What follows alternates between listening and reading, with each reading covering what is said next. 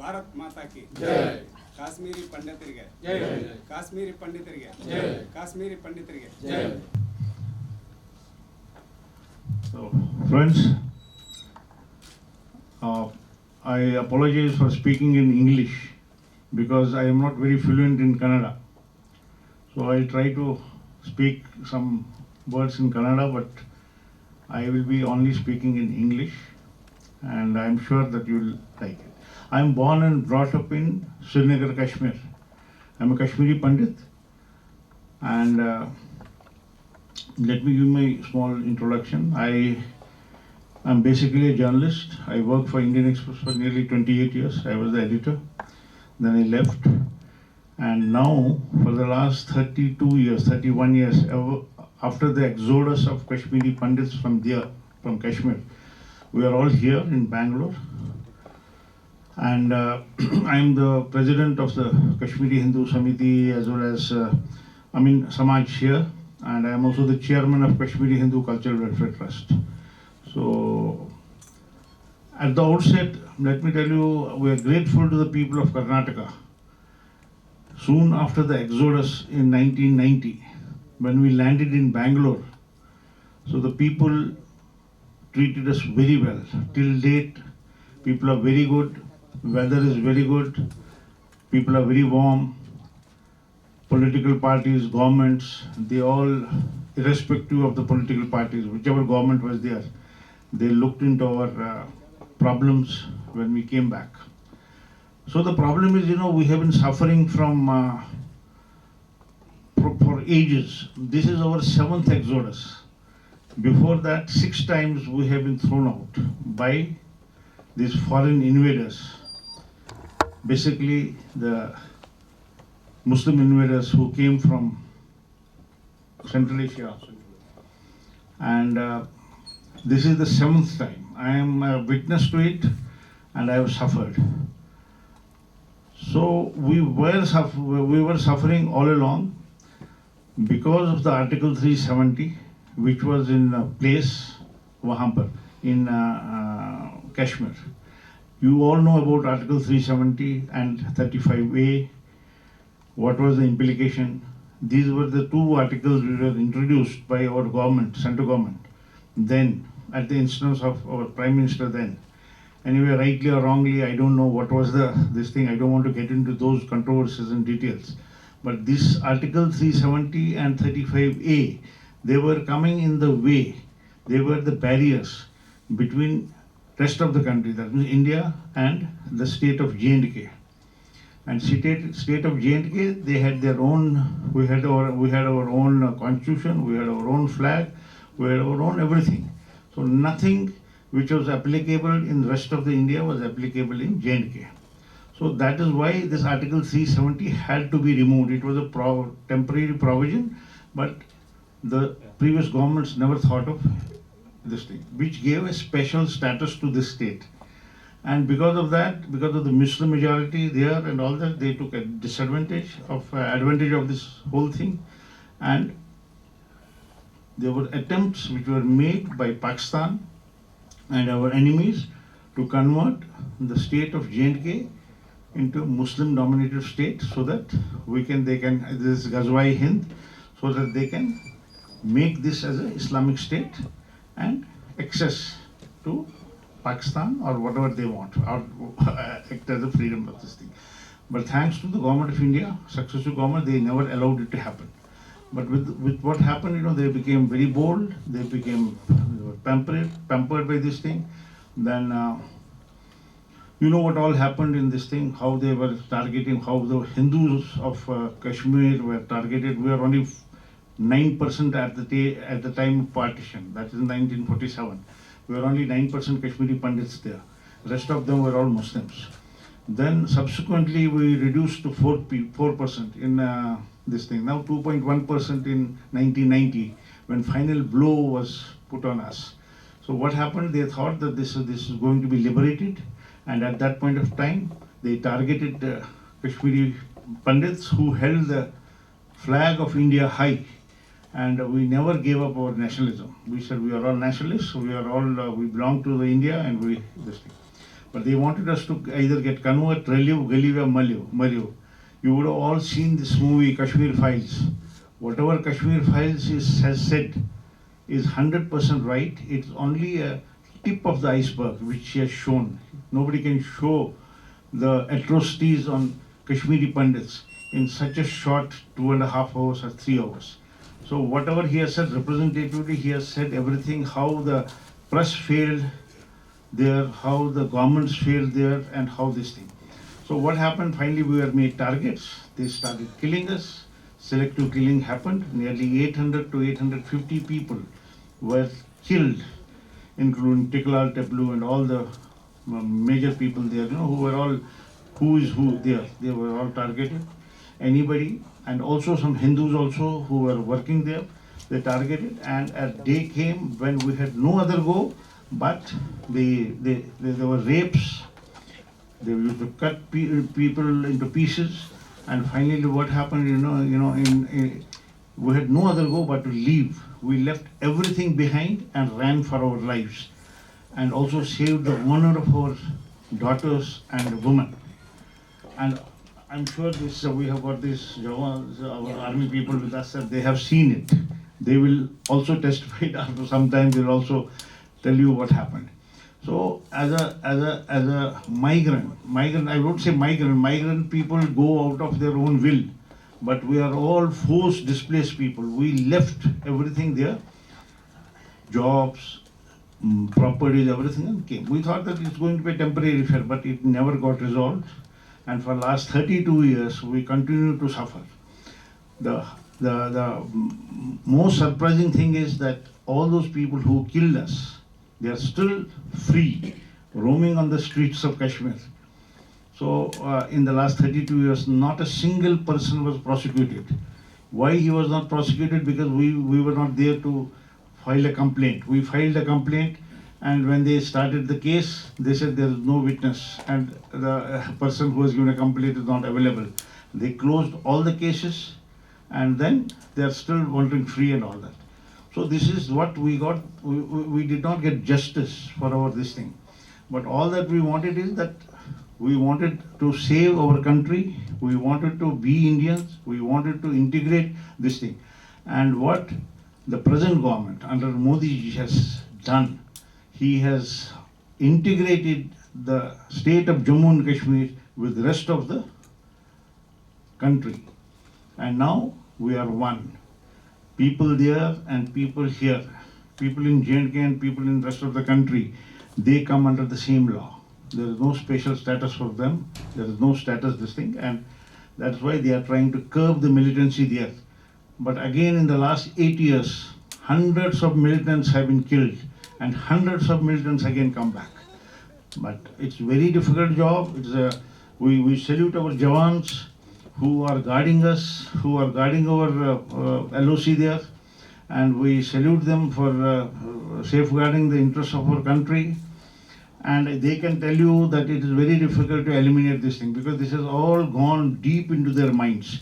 You would have seen day before yesterday, again one more Pandit was targeted. So whenever they do something on this thing, they just target us. So we have left everything there, and this thing. But it is now all nationalists. We should safeguard our country. We should fight together. I don't mind waiting for another 5 years, another 10 years to go back. But I want that all this terrorism should go out, because in the last 30 years of this thing, it has been spreading in other parts of the country. I don't want my state of Kerala or Andhra Pradesh or UP to go in the same manner as Kashmir.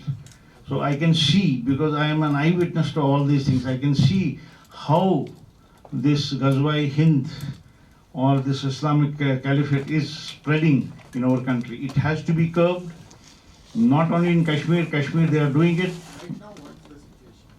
Right now, situation is not very good, but Government of India is doing its best. They are giving the best of the thing to people there. They want to convert them. But in the last 70 years, it was grilled in their mind. And it's very difficult to change their mind. It is not an easy job.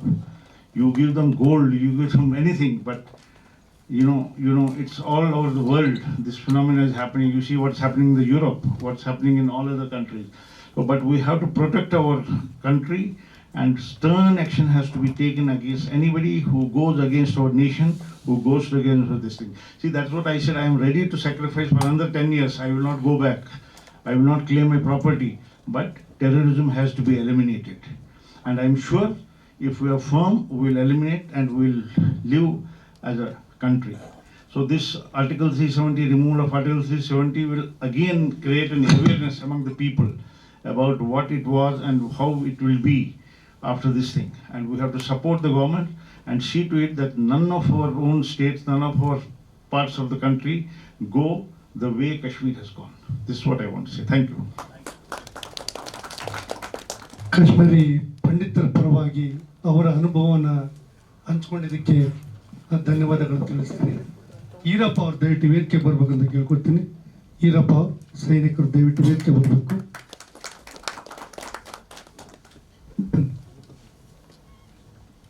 ಈಗ ಸೈನಿಕರ ಪರವಾಗಿ Pralhad V Kulkarni ಅವರು ದಯವಿಟ್ಟು ಮಾತಾಡಬೇಕು ಅಂತ ಕೇಳ್ಕೊಡ್ತೀನಿ.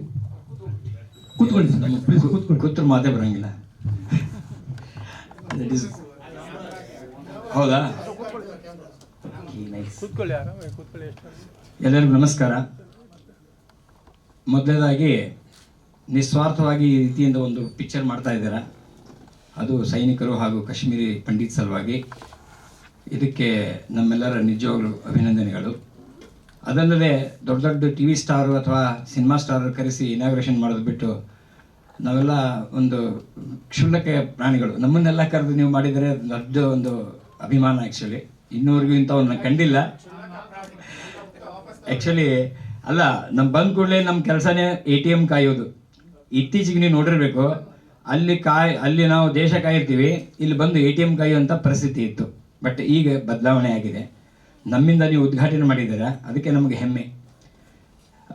ಸೇನೆಯಲ್ಲಿ ಸೇರೋದು ಅಂದರೆ ಅದೊಂಥರ ವರ ಪಡೆದಂಗೆ. ಆ್ಯಕ್ಚುಲಿ ಇಂಗ್ಲೀಷಲ್ಲಿ ಹೇಳ್ತಾ is boon to join service ಅಂತ ಹೇಳಿ. ನಾನು ಭಾರತೀಯ ವಾಯುಸೇನೆಯಲ್ಲಿ ಸೇರಿದ್ದೆ. ಆ್ಯಕ್ಚುಲಿ ಪ್ರಥಮವಾಗಿ BSF ಬಾರ್ಡರ್ ಸೆಕ್ಯೂರಿಟಿ ಫೋರ್ಸ್ ಅವ್ರು ಮಾತಾಡಬೇಕು. ಯಾಕಂದರೆ ಅವ್ರು ಈಸ್ ದ ಮೇನ್ ಮ್ಯಾನ್. ಅಲ್ಲಿ ಬಾರ್ಡ್ರಲ್ಲಿ ನಿಂತು ಕಷ್ಟ ಅನುಭವಿಸೋರು.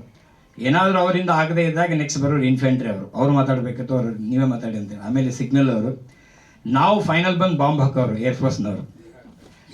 ಆದರೆ ಹೆಸರು ಬರೋದು ನಮಗೆ, ಕೆಲಸ ಮಾಡೋದು ಅವರು ಆರ್ಮಿ. ಆ್ಯಕ್ಚುಲಿ ಎಲ್ಲೋ ಜೊತೆಗೆ ಇರ್ತೀವಿ. ಅದಕ್ಕೆ ಈಗ ಕಂಬೈಂಡ್ ಆಗಿ ಒಂದು ಕಂಬೈಂಡ್ ಡಿಫೆನ್ಸ್ ಸರ್ವಿಸ್ ಅಂತ ಮಾಡಿ ಅದಕ್ಕೊಂದು ಚೀಫ್ ಮಾಡಿದ್ದಾರೆ. ಸೊ ನಮ್ಮ ಅನುಭವ ಅಂದರೆ ನಮ್ಮ ಕೆಲಸನೇ ದೇಶ ಕಾಯೋದು.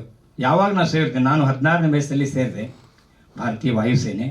ಮೊದಲು ನನಗೆ ಹಿಂದಿ ಭಾಷೆ ಗೊತ್ತಿರಲಿಲ್ಲ. ನಾನು ತಿಳ್ಕೊಂಡಿದ್ದೆ ಸೇನೆ ಸೇರೋದು ಅಂದರೆ ಕರ್ನಾಟಕದಿಂದ ರಾಯಚೂರು, ಬಿಜಾಪುರ, ಬಾಗಲಕೋಟೆ, ಧಾರವಾಡದಿಂದ ಬಂದಿರ್ತಾರೆ, ಕನ್ನಡದಲ್ಲೇ ಮಾತಾಡೋದು ಅಂತ ಹೇಳಿ. ಬಟ್ ಯಾವಾಗ ನಾನು ಸೇರಿ ಡೆಲ್ಲಿಗೆ ಹೋದೆ, ಅಲ್ಲಿ ನೋಡಿದ್ರೆ ಎಲ್ಲ ಹಿಂದಿ ಜನಗಳಿದ್ದರು, ಉತ್ತರ ಭಾರತ ಜನಗಳು. ಬಂದ ಕೂಡಲೇ ಎಲ್ಲರೂ ಕ್ಯಾ ಹಾಲು. ನಮ್ಗೆ ಹಾಲು ಅಂದ್ರೆ ಗೊತ್ತಿಲ್ಲ, ಒಂದೇ ಹಾಲು ಕುಡಿಯೋದು ಹಾಲು. ಏನು ಬೆಳಿಗ್ಗೆ ಇವ್ರು ಹಾಲು ಅಂತಾರಂತ ನಾವು. ಆಮೇಲೆ ಅವ್ನು ಕೇಳ್ತಿದ್ದೆ, ಸಿಟ್ಟು ಬಂದೊಂದು ಸಲ ಅಂದೆ, ಮೊಸರಾಯ್ತು ಹಾಲು. ಮೊಸರು ಅಂದ್ರೆ ಏನಂದರೆ ಅವ್ನಿಗೆ ಹೇಳಿದ್ದು ಇಂಗ್ಲೀಷು ಬರ್ತಿದ್ದಿಲ್ಲ. Milk sleeping in night becoming tight in the morning ಅಂತ ಹಿಂಗೆ ಹೇಳಿದೆ. ಈ ಥರ ಒಂದು ಭರದಲ್ಲಿ ನಾವು ಅಲ್ಲಿ ನುಗ್ಗಿದ್ವಿ.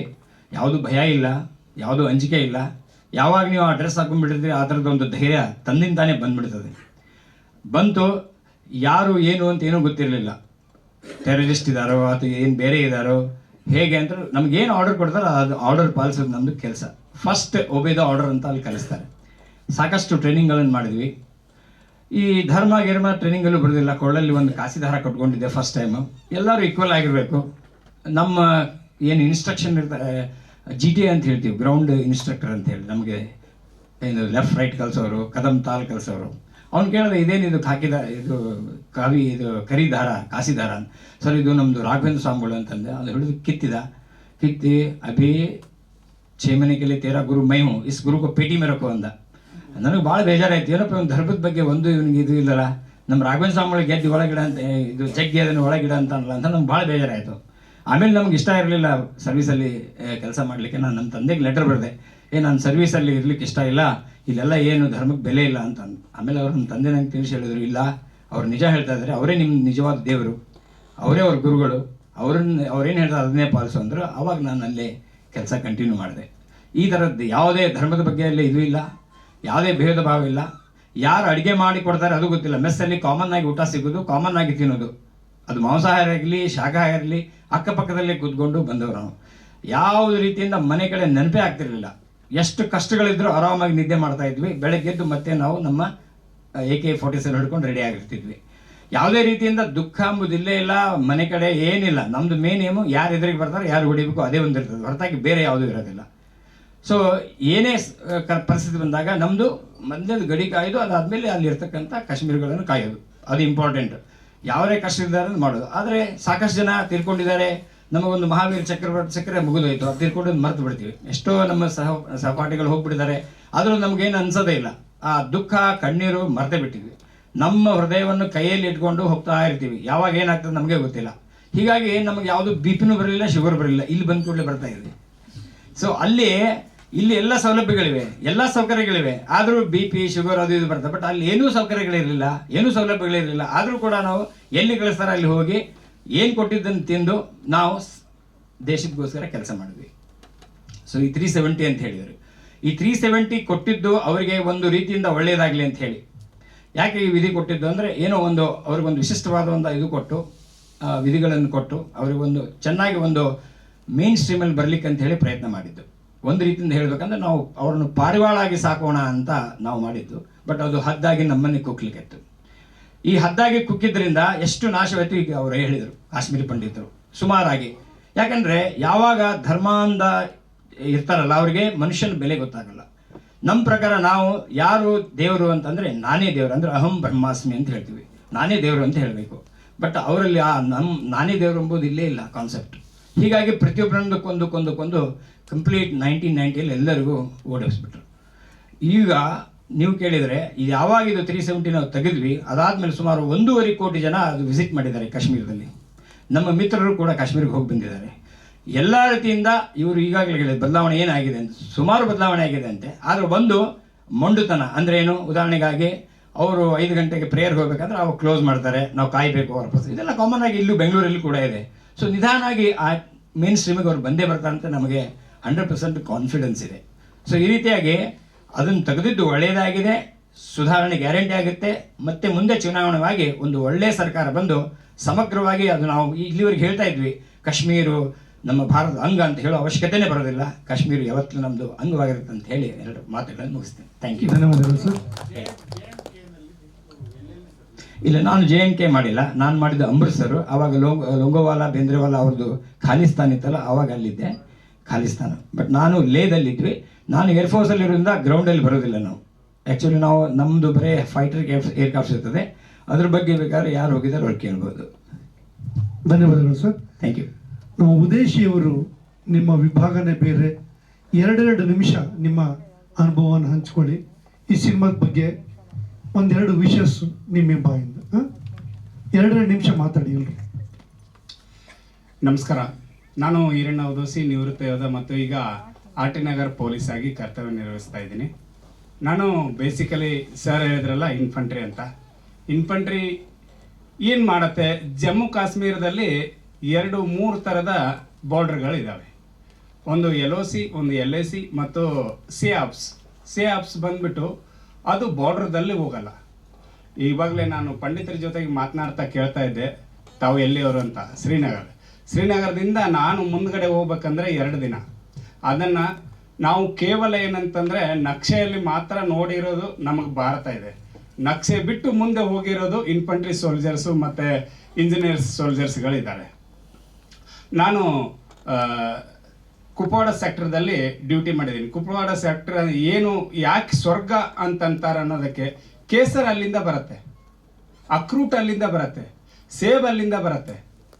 ಅದಕ್ಕಾಗಿ ಏನಂತಂದರೆ ನಮ್ಮ ಏನು ದೇಹದ ಅಂಗಾಂಗಗಳಿಗೆ ಪೌಷ್ಟಿಕವಾಗಿರೋ ಆಹಾರ ಏನಿದೆ ಅದೆಲ್ಲ ಬಂದ್ಬಿಟ್ಟು ಯಾರು ಮಂಡತನ ಮಾಡ್ತಾ ಇದ್ದಾರೆ ಅಂತ ಹೇಳ್ತಾ ಇದ್ದಾರಲ್ಲ ಅವ್ರ ಕೈಯಲ್ಲಿ ಸಿಕ್ಕಾಕೊಂಡಿದೆ. ಇವಾಗಲೇ ಹೇಳಿದ್ರು 1.5 ಕರೋಡ್ ಜನ ಹೋಗಿದ್ದಾರೆ ಅಂತ. ಅದು ತುಂಬ 3 ತಿಂಗಳ ಮುಂಚೆದು. ಇವಾಗ ನೋಡಿ ನೀವು 2.5 ಕರೋಡ್ಗಿಂತ ಜಾಸ್ತಿ ಜನ ಹೋಗಿದ್ದಾರೆ. ಅದು ಅಲ್ಲದೆ ನಾನು ಇವಾಗೇನು ಕಾರ್ಗಿಲ್ ಯುದ್ಧ ಆಗಿತ್ತಲ್ಲ, ಬಟಾಲಿಕದಲ್ಲಿ ಕೂಡ ಸರ್ವಿಸ್ ಮಾಡಿದ್ದೀನಿ. ಬಟಾಲಿಕದಲ್ಲಿ ಇನ್ನೊಂದು ಅನುಭವ, ಅಲ್ಲಿದೆ ಬೇರೆ ಇದ್ರೆ ಇಲ್ಲಿದೆ ಬೇರೆ. ಶ್ರೀನಗರದಿಂದ ಕುಪವಾಡ ಇದೇನು ಒಂದಿಷ್ಟು ಏರಿಯಾ ಇದೆಯಲ್ಲ ಇವ್ರು ತುಂಬ ಇಫೆಕ್ಟ್ ಆಗಿದೆ, ಆ ಕಡೆ ಅವರಿಗೆ ಸ್ವಲ್ಪ ಕಡಿಮೆ ಇಫೆಕ್ಟ್ ಆಗಿದೆ. ಈ ಕಾಶ್ಮೀರಿ ಪಂಡಿತರಿಗೆ ಏನು ಒಂದು ಕಷ್ಟ ಕೊಡ್ತಾ ಇದ್ರು ಅನ್ನೋದನ್ನು ನಾವು ಸ್ವಂತ ಕಣ್ಣಿಂದ ನೋಡಿದ್ದೀವಿ. ಯಾಕಂತಂದರೆ ಸಿಆಪ್ಸ್ ಅಂತ ಹೇಳಿದೆ ನಾನು, ಕೌಂಟರ್ ಇನ್ಸರ್ಜೆನ್ಸಿ, ಯಾರ ಹತ್ರ ವೆಪನ್ ಇರುತ್ತೆ ಅವ್ರನ್ನ ಮಾತ್ರ ಶೂಟ್ ಮಾಡ್ಬೋದು. ಅಲ್ಲಿ ಊರು ಜನರು ಬಂದುಬಿಟ್ಟು ಸಪೋರ್ಟ್ ಮಾಡ್ತಾ ಇರ್ತಾರೆ ಅವ್ರಿಗೆ.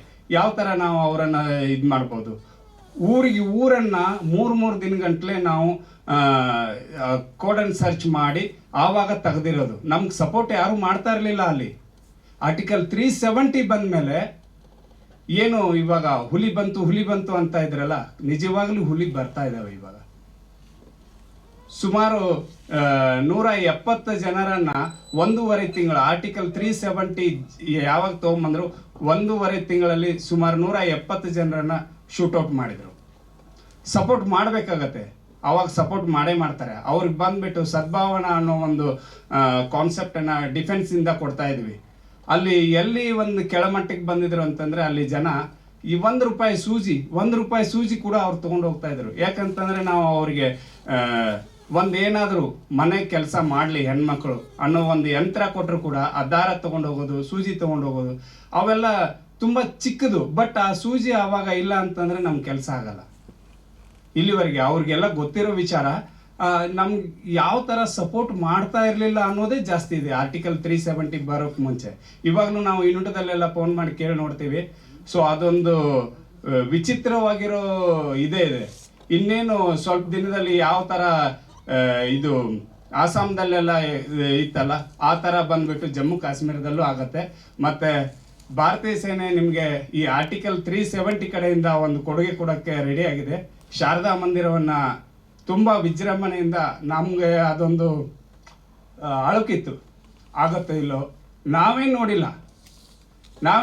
ಇನ್ನು ನಾವು ನಮ್ಮ ದೇಶದ ಜನರಿಗೆ ಹೆಂಗೆ ತೋರಿಸ್ತೀವಿ? ರಿಯಲಿ ಸರ್, ನೀವೆಲ್ಲರೂ ನೋಡ್ತೀರಾ ಆರ್ಟಿಕಲ್ 370 ಬಂದ ಮೇಲೆ ತುಂಬ ವ್ಯತ್ಯಾಸ ಆಗಿದೆ. ದೇಶದಲ್ಲಿ ತುಂಬ ಬದಲಾವಣೆ ಆಗಿದೆ. ಕಾಶ್ಮೀರದಲ್ಲಿರೋ ಜನ ಬಂದ್ಬಿಟ್ಟು ಸಪೋರ್ಟ್ ಮಾಡ್ತಾ ಇದ್ದಾರೆ. ನಾವೆಲ್ಲರೂ ಏನು ಶಾರದಾ ಮಾತೆ ಮಂದಿರ ನೋಡಬೇಕು ಅಂತ ವಿಚಾರ ಇತ್ತಲ್ಲ, ಅದು ತುಂಬ ವಿಜೃಂಭಣೆಯಿಂದ ನೋಡೋ ಕಾಲ ಬರುತ್ತೆ. ಜೈ ಹಿಂದ್, ಒಂದೇ ಮಾತ್ರ. Thank you sir. ಚಿತ್ರದ ನಿರ್ಮಾಪಕರಾದಂಥ ಭರತ್ ಗೌಡ, ನಿಮ್ಮ ನಿರ್ಮಾಣದ ಬಗ್ಗೆ ಒಂದೆರಡು ಮಾತು. ಕೂತ್ಕೊಂಡು ಮಾತಾಡಿ. ಫಸ್ಟು ಓಕೆ, ನಾನು ಭರತ್, ನಾನು ಇವಾಗ MBA ಮಾಡ್ತಾ ಇದ್ದೀನಿ. ಸೊ ಚಿತ್ರ ನಮಗೆ ನೋಡಿ ಅಷ್ಟೇ, ಯಾವತ್ತೂ ಚಿತ್ರ ಮಾಡೋ ಇದ್ದಿಲ್ಲ. ಬಟ್ ಡೈರೆಕ್ಟ್ರ್ ಬಂದು ಇದು ಟೈಟಲ್ ಹೇಳಿದಾಗ ನನಗೆ ಆವಾಗಿಂದ ಭಾರತ ಬಗ್ಗೆ ಪ್ರೀತಿ, ಇದ್ರ ಬಗ್ಗೆ ಏನೋ ಮಾಡ್ಬೇಕಂತ ಅಂದ್ಕೊಂಡಿದ್ದೆ. ಡೈರೆಕ್ಟ್ರ್ ಬಂದು ಹೇಳಿದಾಗ ನಂಗೆ ಒಳ್ಳೆ ಸಿಕ್ತು ಅಂತ ಮಾಡೋಕೆ ಅನಿಸ್ತು. ಸೊ ಮಾಡೋಣ ಬನ್ನಿ ಅಂದರೆ ಮಾಡಿ ಇದು ತುಂಬ ಕಷ್ಟ ಆಯ್ತು ಅಲ್ಲಿ ಕಾಶ್ಮೀರ್ ಶೂಟಿಂಗ್ ಮಾಡೋಕ್ಕೆ. ಜನ ಅಡ್ಡ ಬರೋದು, ಕ್ಯಾಮ್ರಾ ಯಾಕೆ ಮಾಡಿ ಏನು ಮಾಡ್ತೀವಿ ಕೇಳೋದು, ಸುಮ್ಮನೆ ಒಂದು ಲೈಕ್ ಒಂದು ಸ್ವಲ್ಪ ತೊಂದರೆ ಕೊಡೋದು. ಏನೋ ಲೈಕ್ ಆವಾಗ ಆರ್ಮಿ ಸ್ವಲ್ಪ ಹೆಲ್ಪ್ ಮಾಡಿ ಅವರೆಲ್ಲ ಹೆಲ್ಪ್ ಮಾಡಿದರೆ ಮೂವೀಸ್ ಚೆನ್ನಾಗಿ ಬಂದಿದೆ. ಇವಾಗ ಮೂವಿನಲ್ಲಿ ನಿಮಗೆ ಕೊಡ್ತಾ ಇದ್ದೀನಿ, ನೀವು ಗಳಿಸ್ಕೊಡ್ಬೇಕು. Thank you very much. ನಿರ್ದೇಶಕರೇ, ನಿಮಗಾಗಿ ಕಾದಿದ್ದೀವಿ. ಯಾಕೆಂದರೆ ಇಲ್ಲಿ ಅವರವರ ಅನುಭವಗಳನ್ನು ಒಂದೊಂದು ಇಲಾಖೆಯವರು ಹಂಚ್ಕೊಂಡಿದ್ದಾರೆ. ಸೊ ಇಡೀ ಚಿತ್ರವನ್ನು ಯಾವ ರೀತಿ ಮಾಡಿದ್ದೀರಿ, ಯಾವ ರೀತಿ ಅಂದ್ಕೊಂಡಿದ್ದೀರಿ, ಯಾವ ರೀತಿ ಚಿತ್ರೀಕರಣ ಮಾಡಿದಿರಿ, ಸೊ ಪಾತ್ರವರ್ಗಗಳು ಯಾವ ರೀತಿ ಬರುತ್ತೆ, ಸಾಕಷ್ಟು ಮಾಹಿತಿಯನ್ನು ನಿಮ್ಗೆ ನೀಡಬೇಕು ಅಂತ ಕೇಳ್ಕೊಳ್ತೀನಿ. ಎಲ್ಲರಿಗೂ ನಮಸ್ಕಾರ. ನಾನು ಪಾಕಿಸ್ತಾನಿ ಪ್ರೇರಿತ ಉಗ್ರಗಾಮಿಗಳು, ಕಾಶ್ಮೀರಿ ಸೆಪ್ರೇಟಿಸ್ಟ್ ಮತ್ತು ಕಾಶ್ಮೀರಿ ಪಂಡಿತರ ಮೇಲಾದಂಥ ಅನೇಕ ದುರ್ಘಟನೆಗಳು ಹಾಗೂ ಭಾರತೀಯ ಸೈನಿಕರ ಶೌರ್ಯ ಸಾಹಸಗಳ ಬಗ್ಗೆ ಒಂದಷ್ಟು ಮಾಹಿತಿಗಳನ್ನು ಕಲೆ ಹಾಕಿ ಅದನ್ನು ಸಿನಿಮೀಯ ರೀತಿಯ ಬದಲಾವಣೆಗಳನ್ನು ಕೊಟ್ಟು ಅದಕ್ಕೆ ವಿಧಿ ಆರ್ಟಿಕಲ್ 370 ಅಂತ ನಾಮಕರಣ ಮಾಡಿ ಲೈರಾ ಎಂಟರ್ಟೈನ್ಮೆಂಟ್ ಆ್ಯಂಡ್ ಮೀಡಿಯಾ ಅನ್ನೋ ನಿರ್ಮಾಣ ಸಂಸ್ಥೆಯಿಂದ ಭರತ್ ಗೌಡ ಅವರ ನಿರ್ಮಾಣದಲ್ಲಿ ಈ ಚಿತ್ರವನ್ನು ನಾನು ಸುಮಾರು 60 ದಿನಗಳ ಕಾಲ ಕರ್ನಾಟಕದ ಹಲವಾರು ಕಡೆ, ಮಡಿಕೇರಿ, ಶ್ರವಣಬೆಳಗೊಳ, ರಾಮನಗರ ಮತ್ತು ಬೆಂಗಳೂರು ಸೇರಿದಂತೆ ಕಾಶ್ಮೀರದಲ್ಲಿ ಶ್ರೀನಗರ, ಪೆಹಲ್ಗಾಮ್, ಗುಲ್ಮರ್ಗ್ ಮತ್ತು ನಾಡಿಮರ್ಗ್ ಅಂತ ಒಂದು ಜಾಗ ಇದೆ. ಕೆಲವೊಂದು ಆ ಹೆಸರುಗಳು ಅವತ್ತು ನಮಗೆ ನೆನಪಾಗಲಿಲ್ಲ. ನಾವು ನಮ್ಮ ಆಯ್ಕೆ ತಕ್ಕಂತೆ ಚಿತ್ರೀಕರಣ ಮಾಡಲಿಕ್ಕಾಗಿಲ್ಲ. ಅದರ ಸಮಸ್ಯೆಗಳು, ಅಲ್ಲಿ ಎದುರಿಸಿದಂಥ ನೋವುಗಳನ್ನ ಆಮೇಲೆ ನಾನು ಹೇಳ್ತೀನಿ. ಇಂಥ ಕಡೆ ನಾನು ಚಿತ್ರೀಕರಣ ಮಾಡಿ ಸುಪ್ರೀಂ ಹೀರೋ ಶಶಿಕುಮಾರ್, ಶ್ರುತಿ ಮೇಡಮ್, ನಮ್ಮ ಶಿವರಾಮಣ್ಣವರು, ರಮೇಶ್ ಭಟ್ ಹಾಗೂ ಗಣೇಶ್ ಕೇಸರಿಕರ್ ಮುಂತಾದ ಅನುಭವಿ ಕಲಾವಿದರುಗಳನ್ನ ಬಳಸಿಕೊಂಡು ನಾನು ಈ ಚಿತ್ರವನ್ನು ಮಾಡಿದ್ದೀನಿ. ಚಿತ್ರ ಕಳೆದ ತಿಂಗಳು 12ನೇ ತಾರೀಕು ಸೆನ್ಸರ್ ಆಯಿತು. ಸೆನ್ಸಾರ್ ಮಂಡಳಿಯ ಮುಖ್ಯಸ್ಥರು ನನ್ನನ್ನು ಸೆಪ್ರೇಟಾಗಿ ಕರೆದು ನನಗೆ ಒಂದಷ್ಟು ಸೌಂಡ್ ಮ್ಯೂಟ್ ಕೊಟ್ಟರು. ಆಮೇಲೆ ಕೆಲವೊಂದು ತುಣುಕುಗಳನ್ನ ಕಟ್ ಮಾಡಬೇಕು ಅಂತ ಹೇಳಿದ್ರು. ಯಾಕೆ ಅಂತ ನಾನು ವಾದ ಮಾಡಿದಾಗ ಅದಕ್ಕೆ ಅವರು ಕಾರಣ ಕೊಟ್ಟರು. ಆಮೇಲೆ ಕೆಲವೊಂದು ತುಣುಕುಗಳನ್ನ ನಾನು ಕಟ್ ಮಾಡಲಿಕ್ಕೆ ಆಗೋಲ್ಲ ಅಂತ ಹೇಳಿದಾಗ ಅದಕ್ಕೆ ಅವರು ಯಾಕೆ ಇದಕ್ಕೆ ನೀವು ರೆಫರೆನ್ಸ್ ಕೊಡಬೇಕಾಗುತ್ತೆ, ಇದಕ್ಕೆ ದಾಖಲೆ ಕೊಡಬೇಕಾಗತ್ತೆ, ಇದನ್ನೆಲ್ಲ ಬಿಡೋಗಿಲ್ಲ ಅಂತ ಹೇಳಿದ್ರು. ಆಗ ಕೆಲವೊಂದು ದೃಶ್ಯಕ್ಕೆ ಕೆಲವೊಂದು ಸಂಭಾಷಣೆಗಳಿಗೆ ನಾನು ಆ ದಾಖಲೆಗಳನ್ನು ಕೊಟ್ಟು ಅದನ್ನು ಬಿಡಿಸ್ಕೊಂಡೆ. ಜೊತೆಗೆ ನನ್ನನ್ನು ಅವರು ಪ್ರಶಂಸೆಯಿಂದ ಬೆನ್ನು ತಟ್ಟಿದ್ರು. ಅದೊಂದು ನನ್ನ ಖುಷಿ ತಂದುಕೊಟ್ಟಂಥ ವಿಷಯ. ಹಾಗಾಗಿ ಚಿತ್ರ ಮುಂದಿನ ತಿಂಗಳು ನವೆಂಬರ್ ತಿಂಗಳಲ್ಲಿ ದಿನಾಂಕ ಇನ್ನೂ ನಿಗದಿಯಾಗಲಿಲ್ಲ, ಸದ್ಯದಲ್ಲೇ ಹೇಳ್ತೀವಿ. ರಾಜ್ಯಾದ್ಯಂತ 100 ಥಿಯೇಟರ್ಗಳಿಂದ ಹೆಚ್ಚಾಗಿ ಚಿತ್ರನ ಬಿಡುಗಡೆ ಮಾಡ್ತೀವಿ. ತಾವು ಮಾಧ್ಯಮ ಮಿತ್ರರು ಕನ್ನಡದ ಎಲ್ಲ ಅನೇಕ ಉತ್ತಮ ಚಿತ್ರಗಳಿಗೆ ಹೇಗೆ ನೀವು ಪ್ರೋತ್ಸಾಹ ಕೊಡ್ತೀರೋ, ಬೆಳೆಸ್ತೀರೋ, ಪ್ರೋತ್ಸಾಹಿಸ್ತೀರೋ, ಹಾಗೆಯೇ ಈ ಚಿತ್ರಕ್ಕೂ ಪ್ರೋತ್ಸಾಹ ಕೊಡಿ. ನಿಮ್ಮ ಆಶೀರ್ವಾದ ಇರಲಿ. ಜೊತೆಗೆ ಯುವ ನಿರ್ಮಾಪಕ ಅವರೇನು ಸ್ಟೂಡೆಂಟು, ಅವರು 19ನೇ ವಯಸ್ಸಿನಲ್ಲೇ ಒಂದು ಕಂಪ್ನಿ ಆರಂಭ ಮಾಡಿ ಬಹಳ ಬುದ್ಧಿವಂತಿಕೆಯಿಂದ ಅವರು ಕಂಪ್ನಿ ನಡೆಸಿ ಸುಮಾರು ಹಲವಾರು ನಮ್ಮ ರಾಜ್ಯ ಮತ್ತು ನಮ್ಮ ಹೊರಗಿನ ರಾಜ್ಯದಿಂದ ಬಂದಂಥ ಅನೇಕರಿಗೆ ಕೆಲಸ ಕೊಟ್ಟಂಥವ್ರು.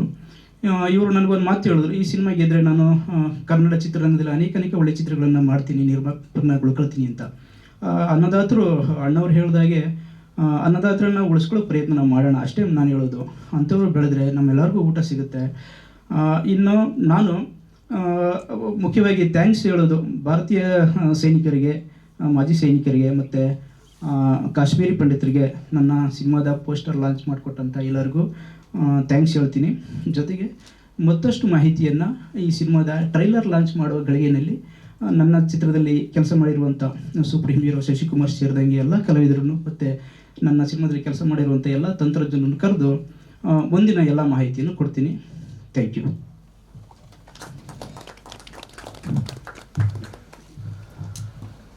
ಇದು ವಿಧಿ ಆರ್ಟಿಕಲ್ 370ಯ ಒಂದು ಮುನ್ನುಡಿಯ ಒಂದು ಮೊದಲನೇ ಪುಟ. ಇದು ಈ ರೀತಿಯ ಸಾರ್ಥಕ ಸಮಾರಂಭ ಮಾಡಬೇಕು ಅನ್ನೋ ಉದ್ದೇಶ ಇಟ್ಕೊಂಡೆ ಇವತ್ತು ಯಾವ ಕಲಾವಿದರನ್ನು ಕರೆಸಿಲ್ಲ. ಇದು ಒಂದು ಮುನ್ನುಡಿ ಅಷ್ಟೇ. ಇದೊಂದು ಪರಿಚಯ ಕಾರ್ಯಕ್ರಮ ಅಂತ ಹೇಳಿದ್ರು ತಪ್ಪಾಗಲಾರ್ದು. ಇನ್ನು ಬರುವ ದಿನ ಚಿತ್ರದ ಟ್ರೈಲರ್ ಲಾಂಚ್ ಮಾಡುವಾಗ ಶಶಿಕುಮಾರ್ ಅವರು, ಶ್ರುತಿಯವರು ಎಲ್ಲರೂ ಬರ್ತಾರೆ. ಆಗ ನಿಜವಾದ ಚಿತ್ರದ ಅವರ ಪಾತ್ರವರ್ಗಗಳ ಬಗ್ಗೆ, ಚಿತ್ರದ ಬಗ್ಗೆ ಸಾಕಷ್ಟು ಮಾಹಿತಿನ ಹಂತ ಹಂತವಾಗಿ